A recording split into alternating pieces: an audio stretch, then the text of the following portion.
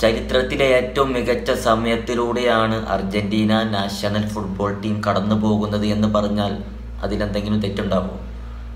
എന്താ അതിൻ്റെ കാരണമെന്ന് ചോദിച്ചാൽ, അവസാനം കളിച്ച ടൂർണമെൻറ്റുകളിലൊക്കെ അവർ ചാമ്പ്യന്മാരാണ്. ഇപ്പോൾ ബ്രസീലുമായിട്ടുള്ള കളിച്ച മത്സരം അവിടെ നിൽക്കട്ടെ, നമുക്ക് ഒന്ന് നോക്കി നോക്കാം. അവസാനമായിട്ട് കളിച്ച ടൂർണമെൻറ്റുകളിലൊക്കെ അത് യൂറോപ്യൻ ചാമ്പ്യന്മാരുമായിട്ടുള്ള ഫൈനലിസം ആയിക്കോട്ടെ, വേൾഡ് കപ്പ് ആയിക്കോട്ടെ, ലാറ്റിൻ അമേരിക്കൻ ടൂർണമെൻറ്റൊക്കെ ആയിക്കോട്ടെ, ഇവിടെ എല്ലായിടത്തും അവർ തന്നെയാണ് നേതാക്കൾ, രാജാക്കന്മാർ.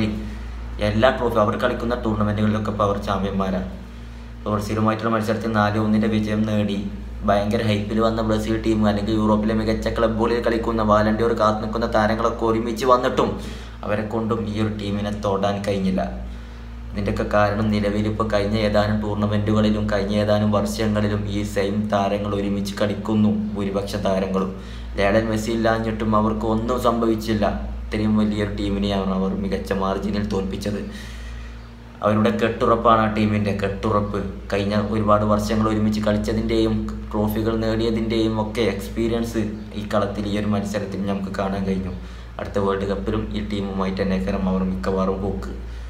ഈ ഒരു എക്സ്പീരിയൻസ് അല്ലെങ്കിൽ അവരുടെ ഈ ഒരു കെട്ടുറപ്പ്, അവർക്ക് അവിടെയും വിജയം മാത്രമേ ഉണ്ടാവുകയുള്ളൂ എന്ന് നമുക്ക് ഉറപ്പാണ്. കാരണം ഒരുപാട് എക്സ്പീരിയൻസ് ഉണ്ട് അവർക്ക് ഒരുമിച്ച് കളിച്ചിട്ട്. ബ്രസീലിന് ഇല്ലാതെ പോയതും അതാ.